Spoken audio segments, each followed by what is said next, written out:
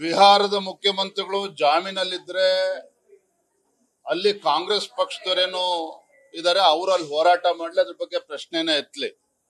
ನಾವು ಮಾತಾಡ್ತಾ ಇರುವಂತದ್ದು ಕರ್ನಾಟಕ ರಾಜ್ಯದಲ್ಲಿ ನಡೀತಾ ಇರ್ತಕ್ಕಂಥ ಬೆಳವಣಿಗೆ. ಒಂದು ಕಡೆ ಇವತ್ತು ಏನು ಹಿಂದಿನ ಅಧಿಕಾರಿ ಚಂದ್ರಶೇಖರ್ ಅವರೇನು ಆತ್ಮಹತ್ಯೆ ಮಾಡ್ಕೊಂಡಿದ್ರು, ಅವರ ಧರ್ಮಪತ್ನಿ ಕವಿತಾ ಅವರ ಹೇಳಿಕೆಯನ್ನು ಕೂಡ ನಮ್ಮ ಮಾಧ್ಯಮದ ಸ್ನೇಹಿತರು ಗಮನಿಸಬೇಕು.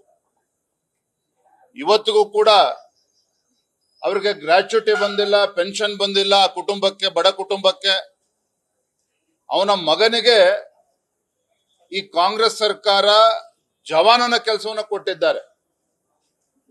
ಅವರ ಯಜಮಾನರು ಕವಿತಾ ಅವರ ಗಂಡ ಚಂದ್ರಶೇಖರನ್ ಆತ್ಮಹತ್ಯೆ ಮಾಡ್ಕೊಂಡಿದ್ರು, ಅಧೀಕ್ಷಕರಾಗಿದ್ರು. ಇಷ್ಟಿದ್ರು ಸಹ ಜವಾನನ ಒಂದು ಕೆಲಸವನ್ನು ಕೊಟ್ಟು ಸರ್ಕಾರ ಕುಟುಂಬಕ್ಕೆ, ಬಡ ಕುಟುಂಬಕ್ಕೆ ಅಪಮಾನ ಮಾಡಿರುವಂತದ್ದು ಒಂದು ಕಡೆ. ನಾನು ಮಾನ್ಯ ನಾಗೇಂದ್ರ ಅವರ ಹೇಳಿಕೆಯನ್ನು ನಾನು ಗಮನಿಸಿದ್ದೇನೆ. ಭಾರತೀಯ ಜನತಾ ಪಾರ್ಟಿ ನನಗೆ ನಾಗೇಂದ್ರ ಅವರ ಬಗ್ಗೆ ನಮ್ಗೇನು ದ್ವೇಷ ಇಲ್ಲ.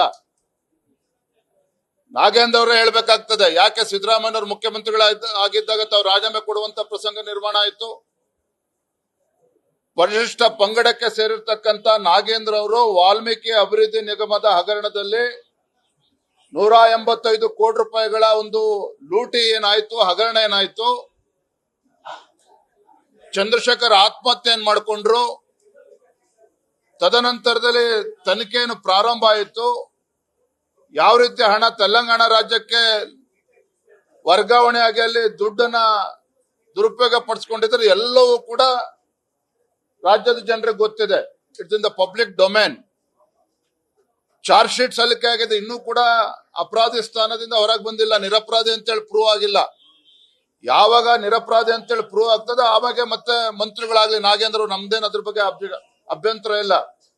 ಆದರೆ ಇಂಥ ಘೋರ ಆರೋಪ ಆಪಾದನೆ ನಿಮ್ಮ ಮೇಲಿದ್ದಂತ ಸಂದರ್ಭದಲ್ಲಿ ಈ ರೀತಿ ಜಾತಿ ಹೆಸರು ಹೇಳ್ಕೊಂಡು ತಪ್ಪಿಸ್ಕೊಳ್ತಕ್ಕಂಥ ಪ್ರಯತ್ನ ಮಾಡಬಾರ್ದು.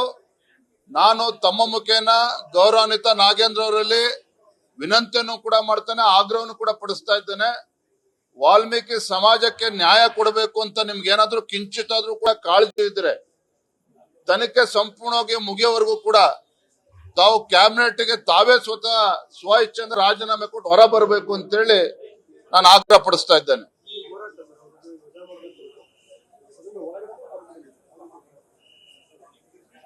ಸದನದ ಒಳಗಡೆನೂ ಕೂಡ ನಾವು ಹೋರಾಟನ ಮಾಡ್ತೇವೆ, ಸದನದ ಹೊರಗಡೆನೂ ಕೂಡ ನಾವು ಹೋರಾಟನ ಮಾಡ್ತೇವೆ.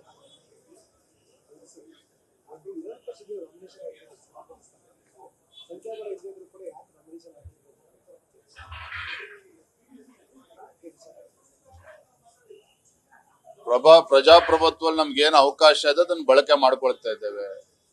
ಯಾವ ರೀತಿ ಹೊರಟ್ಟಿ ಅವರನ್ನ ಅಪಮಾನಿಸಿ ಬಲವಂತವಾಗಿ, ಒತ್ತಾಯ ಪೂರ್ವಕವಾಗಿ ಅವರ ರಾಜೀನಾಮೆಯನ್ನ ಈ ಕಾಂಗ್ರೆಸ್ ಸರ್ಕಾರ ತೆಗೆದುಕೊಂಡಿದೆ ಅನ್ನೋದು ಜಗಜ್ಜಾಹೀರಾಗಿದೆ. ಹಾಗಾಗಿ ನಾವು ಏನ್ ಮಾಡಬೇಕು ಅದ್ರ ಬಗ್ಗೆ ನಾವು ತೀರ್ಮಾನ ತೆಗೆದುಕೊಂಡಿದ್ದು, ಅದ್ರ ಪ್ರಕಾರ ನಾವು ಮಾಡ್ತೇವೆ. Thank you.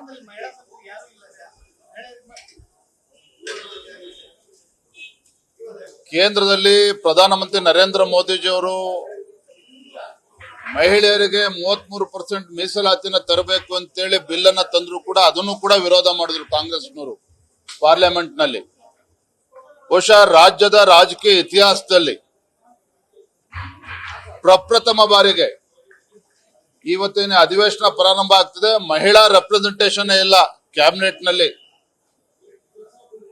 ಅಣ್ಣ ಬಸವಣ್ಣನವರ ನಾಡಾಗಿರ್ತಕ್ಕಂಥ ಈ ಕನ್ನಡ ನಾಡಿನಲ್ಲಿ ಶರಣೆ ಅಕ್ಕಮಹಾದೇವಿ ಹುಟ್ಟಿರ್ತಕ್ಕಂಥ ಈ ಪುಣ್ಯ ಭೂಮಿನಲ್ಲಿ ಈ ಕಾಂಗ್ರೆಸ್ ಸರ್ಕಾರದಲ್ಲಿ ಕ್ಯಾಬಿನೆಟ್ ಅಲ್ಲಿ ಮಹಿಳೆಯರಿಗೆ ಒಬ್ರಿಗೂ ಕೂಡ ಅವಕಾಶನ ನೀಡಿಲ್ಲ ಅಂತ ಹೇಳಿದ್ರೆ ಮಹಿಳೆಯರಿಗೆ ಸರ್ಕಾರಕ್ಕಿರ್ತಕ್ಕಂಥ ಕಾಳಜಿ ಏನು ಅಂತೇಳಿ ಇದು ತೋರಿಸ್ತದೆ.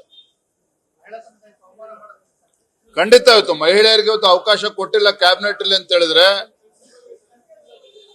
ಆ ಕುಲಕ್ಕೆ, ಮಹಿಳಾ ಒಂದು ಕುಲಕ್ಕೆ ಇವತ್ತು ಅಪಮಾನವನ್ನ, ಅನ್ಯಾಯವನ್ನ ಈ ಕಾಂಗ್ರೆಸ್ ಸರ್ಕಾರ ಮಾಡಿದ್ದಾರೆ, ಮಾನ್ಯ ಮುಖ್ಯಮಂತ್ರಿಗಳು ಮಾಡಿದ್ದಾರೆ. ನ್ಯೂಸ್ ಫಸ್ಟ್, ನಿರ್ಭೀತಿಯಿಂದ ನಿಮ್ಮ ಪರವಾಗಿ.